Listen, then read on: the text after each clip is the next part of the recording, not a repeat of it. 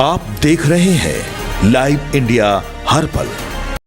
नमस्कार, live India में आपका स्वागत है। मैं अनिल सम्राट। कांग्रेस सांसद इमरान मसूद ने केरल प्रदेश का नाम केरलम किए जाने पर कहा है कि क्या नाम बदलने से हालात बदल जाएंगे। आप नाम बदलते रहिए, हालात तो नहीं बदल रहे। आपकी जिम्मेदारी तो हालात बदलने की है। नाम से आप इतिहास बदल देंगे क्या? उन्होंने सीधे सीधे बीजेपी पर हमला बोला है और उन्होंने कहा है कि नाम से आप इतिहास बदल देंगे क्या? इतिहास वही रहेगा। क्या नाम बदलने से हालात बदल जाएंगे? आप नाम बदलते रहिए, हालात तो नहीं बदल रहे ना। आपको जिम्मेदारी तो हालात बदलने की है। आप नाम बदल दीजिए। एक अच्छा प्रचलन शुरू हुआ है, नाम हटाएंगे तो नाम से इतिहास बदल दोगे क्या? इतिहास वही रहेगा। क्या नाम बदलने से हालात बदल जाएंगे? आप नाम बदलते रहिए, हालात तो नहीं बदल रहे ना। आपको जिम्मेदारी तो हालात बदलने की है। आप नाम बदल दीजिए। एक अच्छा प्रचलन शुरू हुआ है, नाम हटाएंगे तो नाम से इतिहास बदल दोगे क्या? इतिहास वही रहेगा। क्या नाम बदल? आरजेडी विधायक भाई वीरेंद्र ने कहा कि बिहार सरकार का खजाना खाली हो चुका है और ये नाटक कर रहे हैं कि हमारे खजाने में पैसे हैं। उन्होंने कहा कि जितना भी रोड और बिल्डिंग का काम हुआ उसमें जिन संवेदकों ने काम किया उनका पैसा आज तक नहीं मिल रहा है। आज भी कई संवेदक रो रहे हैं। कई लोगों ने हमसे संपर्क भी किया। सरकार कंगाल हो चुकी है और इनका तो खजाना है वो खाली हो चुका है। उन्होंने कहा कि वे केवल झांसा देकर और जुमलेबाजी देकर सरकार चलाना चाहते हैं। देखिए, पहले तो मैं ये जवाब दे दूं कि बिहार सरकार का खजाना खाली हो चुका है और ये नाटक कर रहे हैं कि हमारे खजाने में पैसे हैं। आज भी जितना भी रोड का बिल्डिंग का काम हुआ और जिन संवेदकों ने काम किया उनका पैसा आज तक नहीं मिल रहा है। पहले तो ट्रेजरी को कहा गया कि बिल जाएगा, फंसा के रखना और किसी को पेमेंट नहीं करना है। आज भी संवेदक रो रहे हैं। कई संवेदक हम लोग से संपर्क किए। हम कहा कि भाई आप लोग सरकार के आदमी हो, आप लोग समझो आपको पैसा मिलेगा नहीं मिलेगा। कल तक कहते थे कि पैसा काफी है, तो पैसा नहीं है। सरकार कंगाल हो गई है और इनका जो खजाना है वो खाली हो गया है और ये केवल झांसा देकर और जुमलेबाजी देकर ये सरकार चलाना चाहती है। 10,000 रुपए देने पे खाली हुआ है क्या? 10,000 रुपए देने पे खाली है। सारा खजाना भरा हुआ है।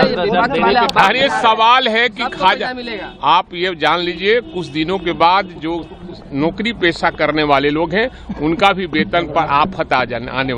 भागलपुर में वरीय पुलिस अधीक्षक प्रमोद कुमार यादव के निर्देशन में अपराधियों के खिलाफ विशेष अभियान चलाया गया और पुलिस को बड़ी सफलता मिली है। पुलिस ने अलग अलग थाना क्षेत्रों में कार्रवाई करते हुए सोशल मीडिया पर दहशत फैलाने वाले और नशीले पदार्थों की तस्करी करने वाले 5 आरोपियों को गिरफ्तार किया है। महाशिवरात्रि पर्व के दौरान सोशल मीडिया पर हथियार लहराने का एक वीडियो वायरल हुआ था, जिसके बाद पुलिस ने त्वरित कार्रवाई की। नाथनगर पुलिस ने बैरिया निवासी भोला मंडल और प्रियांशु को उसके घर से गिरफ्तार किया, जिसके पास से एक देसी कट्टा बरामद किया गया है। इस मामले में पुलिस अधीक्षक नगर की निगरानी में गठित टीम ने छापेमारी कर सफलता हासिल की। तीसरा मामला हमारी प्रेस कॉन्फ्रेंस का जो है ये सुल्तानगंज थाना क्षेत्र का है। सुल्तानगंज थाना क्षेत्र में एक अभी इंस्टाग्राम पे वीडियो प्राप्त हुआ था, जिसमें एक अपराधी कुछ अपना एक गाना डालते हुए और एक अपना कट्टे के साथ वीडियो अपना डालता है और कुछ गाना उसमें डालता है। और जैसे सूचना हम लोगों को प्राप्त होती है उसका लिंक मिलता है, थानाध्यक्ष और उनकी टीम के द्वारा इसमें कार्रवाई की जाती है और उस कार्रवाई के दौरान इसको जो अभियुक्त था उसकी जो आईडी वगैरह थे उससे उसका एड्रेस पता किया जाता है और कल उसकी गिरफ्तारी सुनिश्चित की जाती है। तो जब इसमें पता चला तो ये वीडियो उसने नवंबर माह का बनाया हुआ था, पिछले साल नवंबर 2025 का, और उसको रिसेंटली डाला था, जिसमें वो एक गोली अपने कट्टे में डाल के फायरिंग भी करता था और उसके बाद वो हथियार ला रहा था। तो उसी के आलोक में कार्रवाई करते हुए ये अभियुक्त, जिसका नाम परदेसी रविदास है, पिता संजय रविदास, मिरहट्टी सुल्तानगंज का रहने वाला, इसके पास से एक देसी कट्टा, एक जिंदा कारतूस और एक फ़ोन इसका बरामद किया गया, जिससे इंस्टा पे इसने जो है आईडी अपलोड किया था। तो उस पर हम लोग जांच कर रहे हैं कि इसका अगर आपराधिक इतिहास होगा तो उसमें भी इसके खिलाफ कार्रवाई सुनिश्चित की जाएगी। बिहार विधानसभा के नेता प्रतिपक्ष और राजद के राष्ट्रीय कार्यकारी अध्यक्ष तेजस्वी यादव ने कहा कि दिन प्रतिदिन बिहार में अपराध बढ़ रहे हैं। प्रतिदिन हत्याएं हो रही हैं, दुष्कर्म हो रहा है, गोलियां चल रही हैं। ये उन्होंने कहा कि ये दिखाता है कि बिहार का इकबाल खत्म हो चुका है, अपराधी बेलगाम हो चुके हैं क्योंकि सरकार उन्हें पूरी तरह से संरक्षण दे रही है। कानून व्यवस्था पर उन्होंने कहा कि कानून व्यवस्था बिहार में ध्वस्त हो चुकी है, अपराधी इस मौजूदा सरकार में राज कर रहे हैं। सरकार का कोई भी व्यक्ति चाहे मुख्यमंत्री हो या दोनों डिप्टी सीएम हो, जिम्मेदारी लेने को तैयार नहीं है। नीतीश कुमार भी कमज़ोर हो चुके हैं, उन्हें याद ही नहीं रहता कि क्या हो रहा है या नहीं हो रहा है। नीतीश कुमार पर हमला बोलते हुए कहा है कि नीतीश कुमार ने आज तक गृह मंत्रालय किसी को नहीं दिया, लेकिन इस बार बीजेपी को देना पड़ा। क्राइम में इजाफा हो रहा है, डेली हत्याएं हो रही हैं, डेली बलात्कार हो रहा है, डेली गोलियां चल रही हैं। ये दिखाता है कि बिहार में सरकार का इकबाल जो है खत्म हो चुका है और अपराधी जो है बेलगाम हो चुके हैं क्योंकि सरकार जो है उनको संरक्षण दे रही है। लॉ एंड ऑर्डर जो है पूरी तरीके से ध्वस्त हो चुका है। अपराधी जो है वो राज कर रहे हैं इस मौजूदा सरकार में। जिसको मन उसको गोली मार दिया जा रहा है, जिसका मन जो करना चाह रहा है वो कर रहा है। और सरकार के कोई भी व्यक्ति, चाहे मंत्री हो, मुख्यमंत्री हो या दो उप मुख्यमंत्री हो, कोई जिम्मेदारी लेने को तैयार नहीं है। और नीतीश जी तो पहले से बहुत कमजोर हो चुके हैं, उनको तो अब याददाश्त ही नहीं रहता कि क्या हो रहा है नहीं हो रहा। आप देखिएगा आज तक नीतीश कुमार जी ने गृह मंत्रालय जो है किसी को नहीं दिया, लेकिन इस बार भाजपा के लोगों को देना पड़ा। और जो लोग चीख करके कहते हैं अपराध के बारे में, पहले खुद का आईना तो देखें कि उनके शासन काल में इस तरह का अपराध जो है किस प्रकार से बढ़ रहा है। पीछे करो भाई। मतलब लॉ एंड ऑर्डर जो है ध्वस्त तो हो ही गया है, क्रिमिनल डिसऑर्डर जो है पूरा तरीके से। मंत्री अमित शाह आए हुए हैं सर, 3 दिन का दौरा है उनका, सीमांचल में रहेंगे सर, क्या कहेंगे? इसमें भाई सब बंगाल के चुनाव को देकर के सब बातें की जाती है। पहले झारखंड, फिर बिहार, फिर बंगाल। इनका देश का रुपया कमजोर होता जा रहा है। ट्रम्प जो है जो जब मन करता है अपने हिसाब से टैरिफ डाल दे रहे हैं, तो उसमें क्या बीजेपी नेता दिलीप घोष ने कहा कि बंगाल में अभी गांव-गांव में एनकाउंटर की घटनाएं शुरू हो चुकी हैं। चुनाव से पहले भय का वातावरण बनाया जा रहा है। असली मतदाताओं को रोका जाएगा और जो फर्जी मतदाता हैं उन्हें वोट से ममता बनर्जी जीतेंगी। 3 बार उन्होंने इसी प्रकार की जीत दर्ज की है, लेकिन इस बार उनकी जीत संभव नहीं। बंगाल में अभी गांव-गांव में एनकाउंटर शुरू हो गया है। चुनाव को पहले भय का वातावरण बना करके जो ओरिजिनल वोटर उनको रोका जाएगा और फर्जी वोटर से वोट करके ममता बनर्जी जीतेंगे। 3 बार इसी प्रकार से जीते हैं, लेकिन वो संभव नहीं है। सेंट्रल फोर्स भी आ गया है। लोग बार बार मांग करते हैं, यहाँ चुनाव आते ही सेंट्रल फोर्स चाहिए, वो भी आ गया है। चुनाव निष्पक्ष हो और चुनाव लिस्ट का शुद्धिकरण हो, दोनों का पूरा होगा। बंगाल केंद्रीय कृषि मंत्री शिवराज सिंह चौहान ने कहा है कि कई सुधार प्रधानमंत्री नरेंद्र मोदी के नेतृत्व में हुए हैं। उन्हीं सुधारों का प्रभाव है कि आज हम चावल के उत्पादन में दुनिया में प्रथम स्थान पर आ गए हैं। गेहूं की भंडार भरे हैं। 34% हमारे खाद्यान्न के उत्पादन में पिछले 10 सालों में वृद्धि हुई है, लेकिन अभी और काम करना बाकी है और इसलिए हम कई सुधारों पर चर्चा कर रहे हैं। कई रिफॉर्म प्रधानमंत्री श्रीमान नरेंद्र मोदी जी के नेतृत्व में हुए हैं। उन्हीं रिफॉर्म्स का प्रभाव है कि आज चावल के उत्पादन में हम दुनिया में नंबर 1 पर आ गए हैं। गेहूं के भंडार भरे हैं। 34% हमारे खाद्यान्न की उत्पादन में वृद्धि हुई है पिछले 10 सालों में, लेकिन अभी और काम करना बाकी है और इसलिए कई रिफॉर्म्स पर हम चर्चा कर रहे हैं।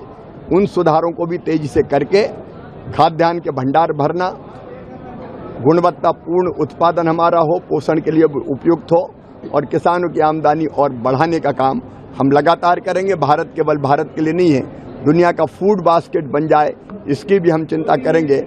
एक्सपोर्ट क्वालिटी के फल, सब्जियां, फूल और अनाज और हम कैसे बेहतर पैदा करें, इस पर भी हम काम करेंगे। और प्रक्रियाओं के सरलीकरण पर भी, जिससे योजनाओं का लाभ लेने में किसान को कोई दिक्कत और परेशानी ना हो, कई किए हैं, आगे और भी प्रयत्न करेंगे। ठीक है। भारत विस्तार के बारे में आपने पूछा। एक एक भारत विस्तार ऐसा AI प्लेटफॉर्म है कि जिसमें किसान को कहीं जाना नहीं पड़ेगा। उसके वो कोई IT एक्सपर्ट नहीं होता कि डाउन करो कि लोड करो, उसको सीधे वो मोबाइल पर सवाल पूछे और उसका जवाब मिल जाए। तो ये भारत विस्तार AI प्लेटफॉर्म हमने लॉन्च किया है। अब इसको बाकी भाषाओं में भी हम परफेक्ट करके उसमें हर तरह की जानकारी, कौन सी फसल बोएं, मौसम की जानकारी, फसल में अगर कोई रोग लग गया तो उसकी जानकारी, योजनाओं का लाभ कैसे लें उसकी जानकारी, पात्रता किसको है उसकी जानकारी, कोई शिकायत है तो उसको भी वो दर्ज करा सकें। तो एक बहुउद्देशीय ऐसा पोर्टल कि एक जगह किसान पूछे और उसको जानकारी मिल जाए। नहीं, इसमें और बेहतर ढंग से इसको और आयोजित करेंगे, क्योंकि ये कृषि का एक तरह से कुंभ होता है। देश का सबसे बड़ा कृषि मेला होता है जिसमें कौन कौन से रिसर्च और शोध हुए, कौन सी नई तकनीकी आई, नई टेक्नोलॉजी आई, कौन से नए बीज आए, कौन सी अलग अलग पद्धतियां हैं कृषि की, कैसे और उत्पादन बढ़ा सकते हैं, रोगों का मुकाबला हम कैसे कर सकते हैं, इंटीग्रेटेड फार्मिंग की दिशा में हम कैसे आगे बढ़ सकते हैं, इसकी बेहतर जानकारी पूरे देश के किसानों को इसके माध्यम से दी जाती है। इसमें और सुधार करने की जरूरत है और अगली बार हम इसको और व्यापक रूप से करेंगे। धन्यवाद। चलिए आगे बढ़ेंगे। उत्तर प्रदेश के गाजियाबाद यशोदा मेडिसिटी में AI पावर्ड ICU के उद्घाटन समारोह में केंद्रीय स्वास्थ्य मंत्री JP नड्डा ने कहा कि प्रधानमंत्री नरेंद्र मोदी के नेतृत्व में AI और डिजिटल को बनाने के लिए हमें हेल्थ केयर सर्विस की भी डिजिटल रूप देना होगा इसको। और उन्होंने कहा कि हमारी सरकार तकनीक से परिवर्तन की ओर तेजी से आगे बढ़ रही है। प्रधानमंत्री मोदी जी के विजनरी लीडरशिप में इस बात का प्रयास किया कि हम आर्टिफिशियल इंटेलिजेंस और डिजिटल इंडिया को अगर बनाना है तो हेल्थ केयर सर्विसेज को भी डिजिटली जोड़ना पड़ेगा। और इसीलिए 2017 के हमारे जो हेल्थ पॉलिसी आई उसमें हमने कमिटमेंट किया कि हम हेल्थ केयर इंफ्रास्ट्रक्चर को और उसके आउटकम्स को इंप्रूव करने के लिए डिजिटल इंडिया की दृष्टि से डिजिटल हेल्थ केयर फैसिलिटीज को हम जोड़ेंगे और टेक्नोलॉजी के माध्यम से उसको हम ड्राइविंग फोर्स बनाएंगे और टेक्नोलॉजी से हम ट्रांसफॉर्मेशन की ओर ले जाएंगे। इस बात का हमने प्रयास किया। आज हम ये भी कह सकते हैं कि डिजिटली हेल्थ केयर इकोसिस्टम को क्रिएट करने का एक बहुत बड़ी पहल भारत की सरकार ने की है। निश्चित रूप से ये टर्शरी हेल्थ केयर सेंटर है। यहाँ टर्शरी की दृष्टि से high quality delivery, health care delivery का ये एक अनूठा व्यवस्था है और एक अनुपम व्यवस्था है जो यहाँ पर खड़ी की गई है।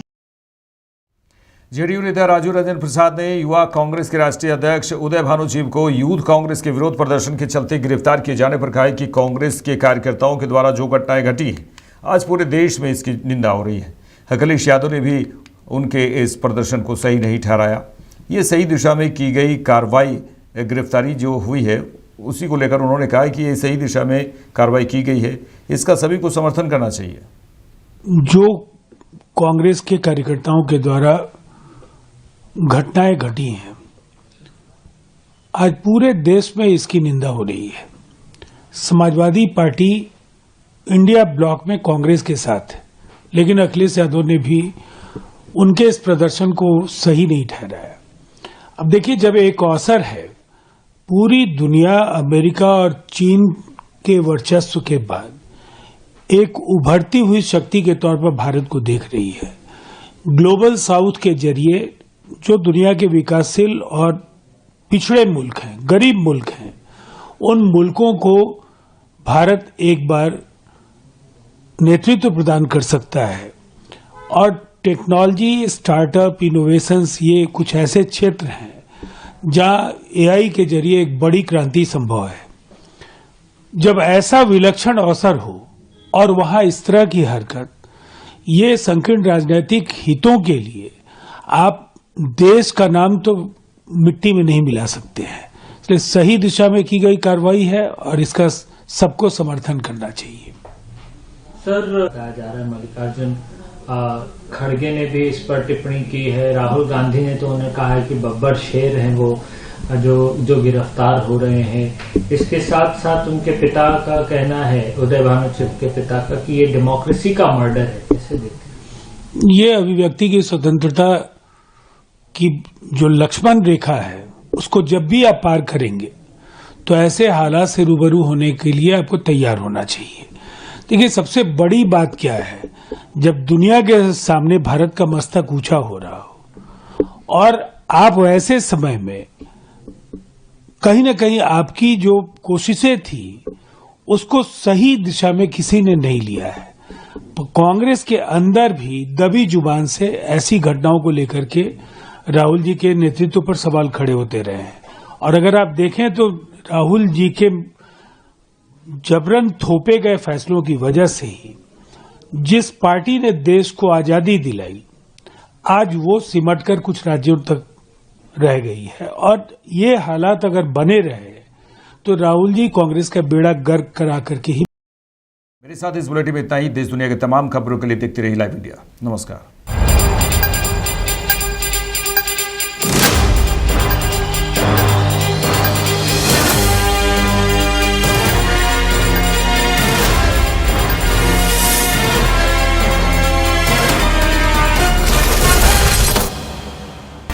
आप देख रहे हैं लाइव इंडिया हर पल।